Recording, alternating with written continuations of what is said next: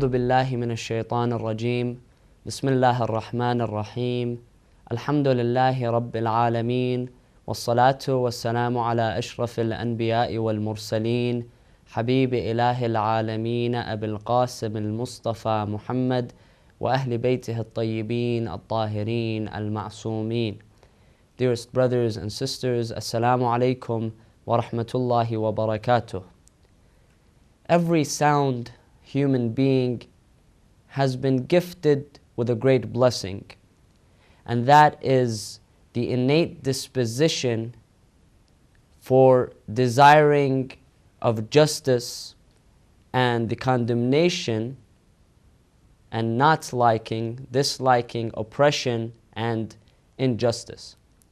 In fact, every human being, regardless of that person's background, regardless of that person's faith, that ideology, what he or she believes in, mankind is unified when it comes to justice, in their love, in their quest for justice, and in their condemnation of injustice and oppression.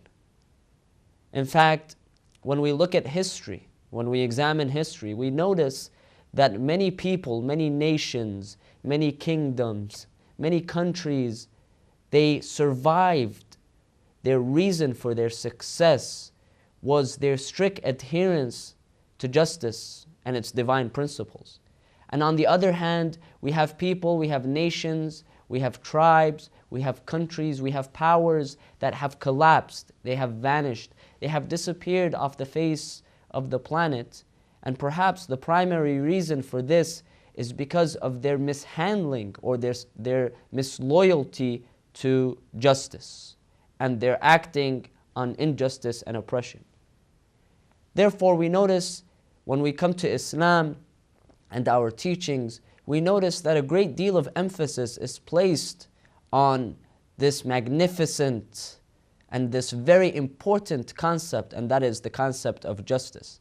For example, in the Holy Quran, Allah subhanahu wa ta'ala, He states, إِنَّ اللَّهَ يَأْمُرُ بِالْعَدْلِ وَالْإِحْسَانِ. Verily, Allah commands justice and righteousness. In another verse, Allah subhanahu wa ta'ala states, إِنَّ اللَّهَ يَأْمُرُكُمْ أَن تُؤَدُّوا الْأَمَانَاتِ إِلَىٰ أَهْلِهَا وَإِذَا حَكَمْتُمْ بَيْنَ النَّاسِ أَن تَحْكُمُوا بِالْعَدْلِ. Verily, Allah commands you that you deliver anything to its rightful owner. And if you judge between the people, you shall judge with justice. Therefore, we notice that Islam really places a great deal of emphasis. Allah subhanahu wa ta'ala commands justice, the implementation of justice in all aspects of our life, in all of our daily affairs. In fact, the verses of the Quran and the ahadith of the Holy Prophet and the Ahlul Bayt salamullahi alayhim, they emphasize on this point. Now, when we come to justice, we notice that our teachings, they tell us that there are three main forms, three shapes to justice. The first and the very important one, the most important one, is justice with Allah subhanahu wa ta'ala. Justice with the Almighty, the Creator. Now here, a question might come to mind, and that is, how can we as limited human beings, as human beings who are dependent on Allah subhanahu wa ta'ala, on His mercy, on His compassion, on His giving us, how are we supposed to be able to implement justice with Allah subhanahu wa ta'ala? Now this question comes into place if we regard implementation of justice as a material thing. If the implementation of justice with Allah subhanahu wa ta'ala is considered something material, then it is impossible for a human being who is limited, who receives all of His blessings, everything he needs from the source, the ultimate source, and that is Allah subhanahu wa ta'ala, for this person to compensate Allah. It is impossible. There is no way for us as human beings to be able to compensate Allah subhanahu wa ta'ala for what He has favored upon us, for what He has endowed us with. Thus, justice, implementation of justice with Allah subhanahu wa ta'ala is in fact summarized by our recognition of who Allah is, by our recognition and implementation of the concept of Tawheed, the oneness of Allah subhanahu wa ta'ala, the uniqueness of His essence, of His actions, of His characteristics, the uniqueness of the worship of Allah subhanahu wa ta'ala. It is our understanding, our devotion, our implementation of what has been obligated upon us and the refrainment of what has been prohibited upon us. It is for us to worship Allah subhanahu wa ta'ala with a sincere heart, with sincere intentions. Thus, this is one form of justice that a human being does, and that is the justice that is implemented with his Lord, Allah subhanahu wa ta'ala. We come to the second form of justice. The second form of justice is justice with others, with other individuals in society. As human beings, we live in society. There are others who enjoy society. They compose society the same way we do. For example, we have family members, we have friends, we have other people who share life, who share the resources of life with us in society. It is a must upon us. It is emphasized by our teachings that when it comes to others, we implement justice. And this is what the Quran and the Ahadith, they emphasize on.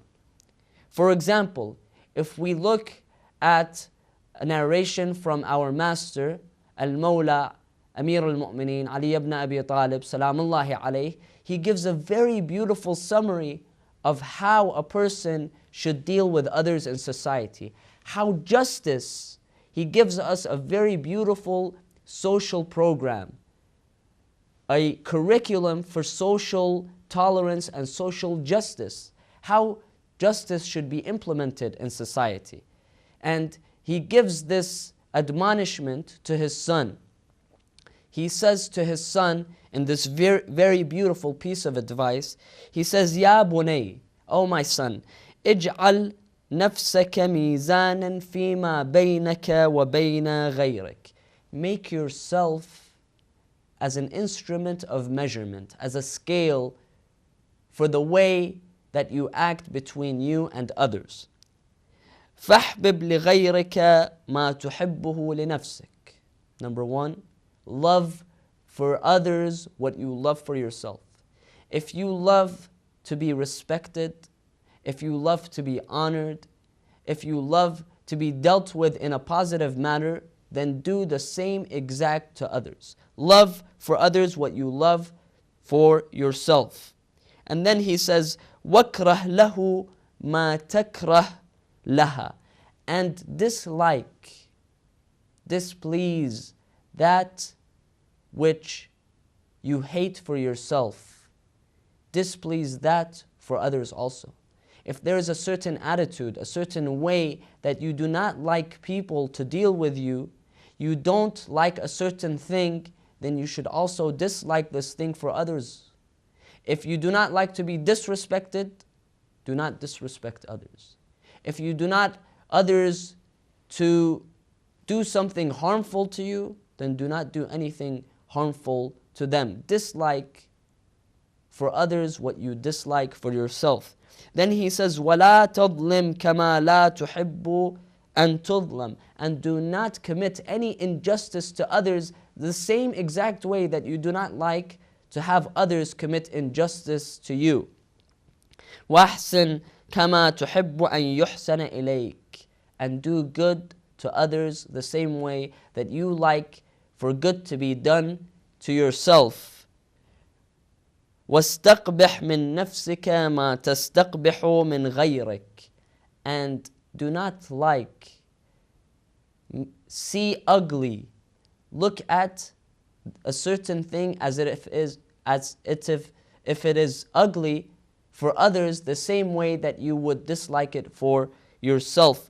وَارْضِ مِنَ النَّاسِ بِمَا تَرْضَاهُ لَهُمْ مِن نَفْسِكَ.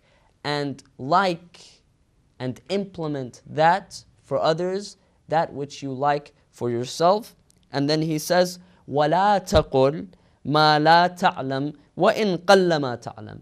And do not say that which you have no knowledge of, even if you have a little bit of knowledge. And this is very important. Sometimes we notice if a person asks us a question, we become ashamed if we do not know the answer. And thus, sometimes in many cases, many people give up an answer from themselves. They fabricate an answer without having authentic knowledge, and they give the answer to others. The Imam says, even if your knowledge is a little bit, never mislead a person when it comes to certain information. Say, I don't know. There is absolutely nothing wrong with saying, I don't know. Then he says, وَلَا تَقُلْ مَا لَا تُحِبْ أَن يُقَالَ لَكَ. Do not say, do not utter that which you would not like to be said to you. In other words, if you don't like someone to lie to you, don't lie to that person. Don't lie to others. If you do not like someone to mock you, do not mock others.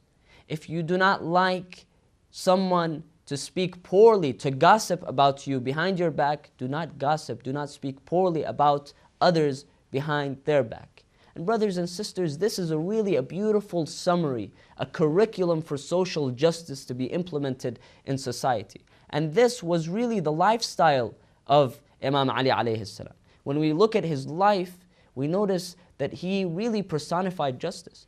For example, we notice in an event one day during the time of his Khilafah, during the time of the Khilafah of Imam Ali alayhi salam, it is said that he himself, after distributing the money from the treasury, Baytul Mal, he himself would take care of all of this. He would clean the treasury every single week, distribute the money, and he would take care of all of the expenses and all of the financial affairs of the treasury, the Muslim treasury. One day, Imam Ali alayhi salam was sitting in the Muslim treasury, and he was taking down some notes of some of the expenses, some of the income, and so on and so forth. And of course, during that time, there were no lights, so in most cases, you would see that people would use candles in order to see their way. So Imam Ali alayhi salam was sitting with a candle turned on, and he was recording. As he was sitting down, two people came to him, one by the name of Talha and the other by the name of Zubair. They came to him with the intention of asking him, of course this was during the time of the Khilafah of Imam Ali, asking him for authority, asking him for certain positions in the Muslim government. So once they came to him, they told him, "Oh Ali, we would like to speak to you." He said, "Is what you have come to discuss with me, is this personal, or does this have to do with the Muslim treasury?" They said, "No, it's personal." So Imam Ali alayhi salam, he turned off the candle, he lit another candle. They asked him, they said, "What did you do? You turned off this candle and you lit another candle." He said, "The first candle I had purchased from the Muslim treasury, and I only use it for the Muslim treasury. And this candle, the other one, I had used for myself, I have purchased for myself, and I use for personal affairs. So you came to me for personal affairs, I use the personal candle that I have purchased." This is number two. And finally, the justice with the deceased. Yes, even those who have passed away, even those who have died, they still have rights upon those who are alive. And it becomes an obligation upon us to implement justice even with those who are deceased. For example, if they have given us a will, then it becomes an obligation upon us to implement their will, to pay their debts. If they have not completed certain obligations, it becomes an obligation on certain family members or others to fulfill these obligations, and so on and so forth. And even to ask Allah for mercy upon their souls, to ask Allah to forgive them. This is very important. Our sixth Imam, Imam al-Sadiq salamullahi alayhi, he says, إن الميت ليفرح بالترحم عليه والاستغفار له كما يفرح الحي بالهدية تهدى إليه. That you can also make a deceased person happy by asking for forgiveness and mercy for them. And this person who is deceased, he becomes happy with these things the same way a person who is alive becomes happy with a gift. When I am given a gift, I become very pleased and happy. And thus a dead person also becomes happy and pleased when we ask Allah to forgive him and to have mercy upon him. In the end, I ask Allah subhanahu wa ta'ala to allow us to implement justice in all of our affairs in life. Thank you. Wassalamu alaikum wa rahmatullahi wa barakatuh.